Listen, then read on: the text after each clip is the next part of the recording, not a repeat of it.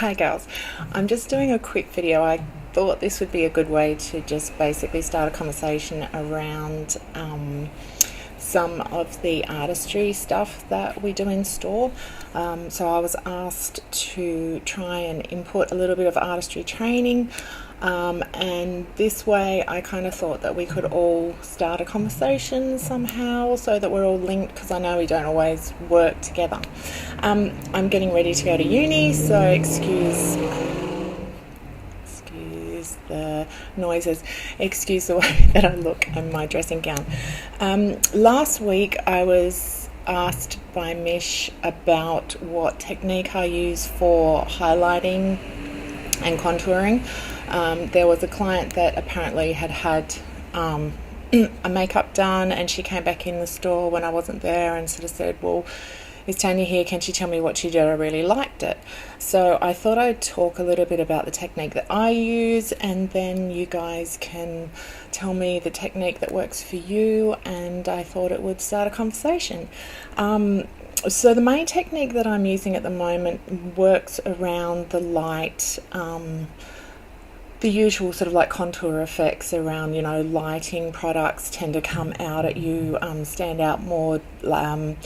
Darker products obviously sort of like sit back into the skin more, and so you're getting that depth perception and height perception. The other thing that I'm working with also is the different sorts of highlighters that you can get. So the one that I'm really loving at the moment, and I'm going to hold it up really gently because it's from Smash and Grab and it's broken. So these ones here from Too Faced are really cool. I'm finding that they're working quite well. In particular, the more goldy one at the moment for clients that have a darker sort of skin type or warmer skin type.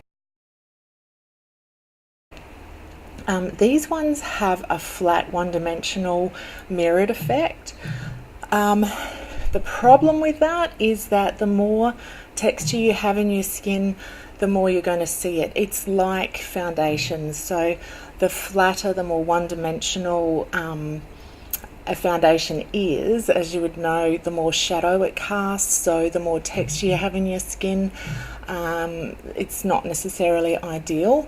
So the ones like the hourglass ones that have more of that three-dimensional effect, where you can actually kind of see more of a translucence of the skin, see the skin coming through, but you have that sort of like different heights of reflect in it. These are really great for people that have, you know, more texture in their skin.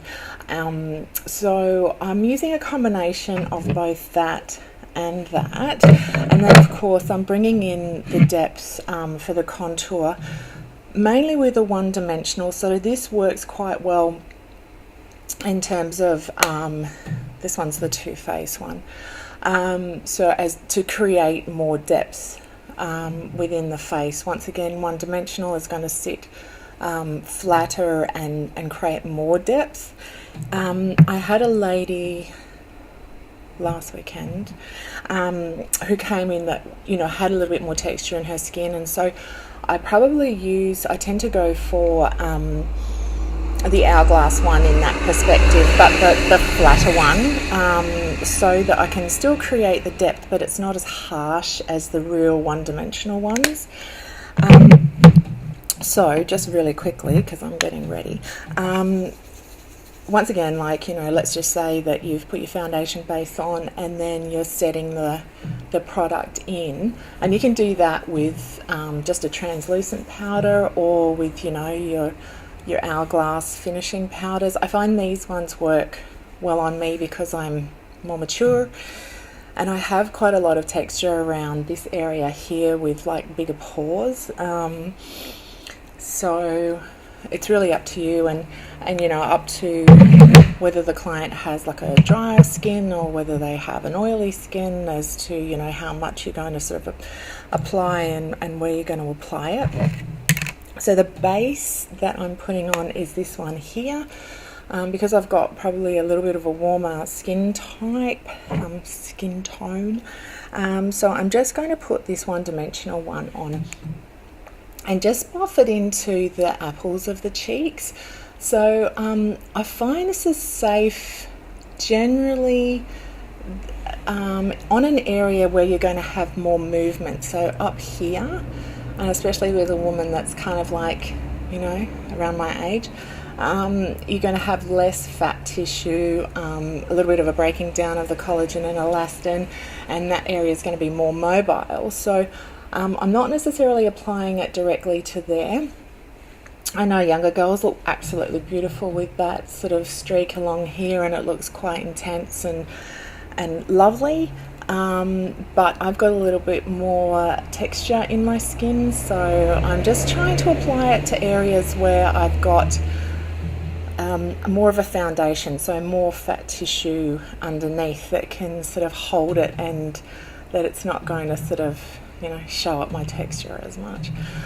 So that's generally my base that I create for that. Any other areas where you find that obviously aren't going to move so much, your general sort of highlighting areas, and that's it. So then I'll go in with my blush. Now I love Hourglass. I probably wouldn't be able to survive without Hourglass. So I tend to go for these blushes purely because they diffuse in beautifully and they're not as intense. So once again, if you're working with someone that's probably, like my age group, you don't want to sort of come in too much with a one-dimensional product because it's going to show up a little bit more texture. I apply it, so being that you have your 2-finger rule out from the nose where you're sort of like aiming for your blush, I tend to sort of like bring it in so that I've got a direct application more to the outer side of the apple of the cheek, and then lightly across the center. So I just want that more direct application there, and then lighter across there, so that it kind of looks like, when you used to do those, I don't know, maybe this is showing my age, when we were at school we used to do bubble letters, and you would create the letter and then you would sort of like do a little bubble inside it, and so it looked like it had a reflect on one side, which made the letters look fatter or more fuller.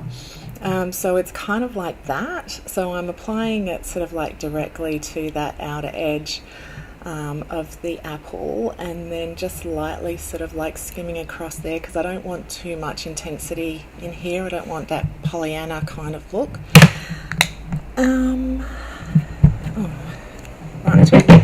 So now we're going to do the contour. So what I tend to do, my eyes leaking, what I tend to do is I'll aim it where the top of the actual ear is, so where that sort of that chunky part of the ear is, and I'm going to come down and I'm going to stop it just before where the eye starts. So where that intensity of darkness is for the blush, it's really going to be a continuation of that. Mind you, I haven't got my glasses on, so I hope this is going to work.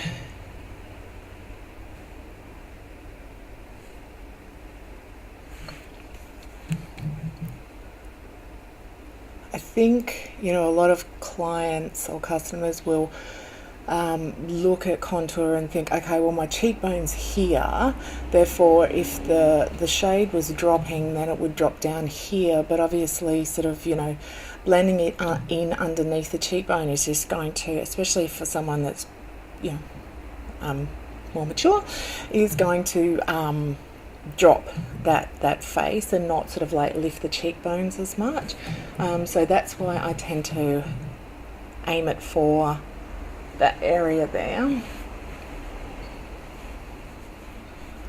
Okay, I will blend this in. So once I've sort of got my structure in, then I'll do my tree. There's a lot of trucks going past today, sorry. Number 3 to blend it in.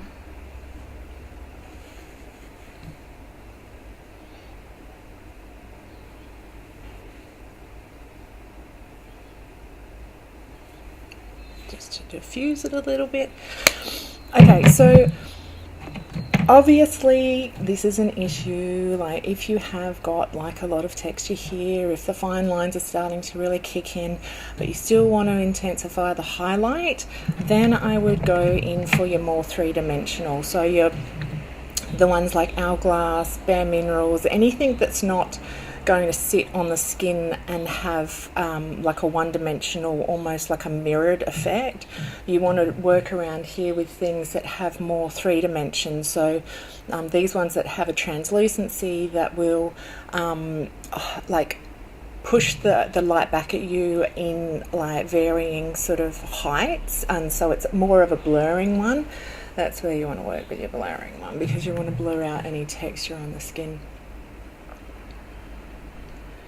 So that's obviously going to be the height of where your cheek will be. And then of course you can blend that into any other height areas.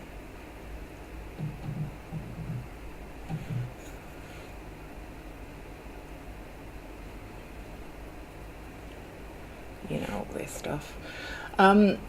So generally the thing that I'm working with when I'm doing a contour is mainly working with the light and shade concept with contouring, but also the different grades of highlight. So the ones that have that flat mirrored effect and the ones that have more of a three-dimensional effect, that are a little bit softer. And then all I tend to do is just at the end give a swipe over with your finishing powder with you know, your Hourglass, purely because it blends everything in really beautifully, and tends to soften edges, especially if you sort of have gone a little bit sort of like too hard on one side and not on the other, and it can tend to blend it down a little bit. Okay, so thank you, and hopefully that helps, and I'd love to hear the way that you guys do things, and yeah, bye.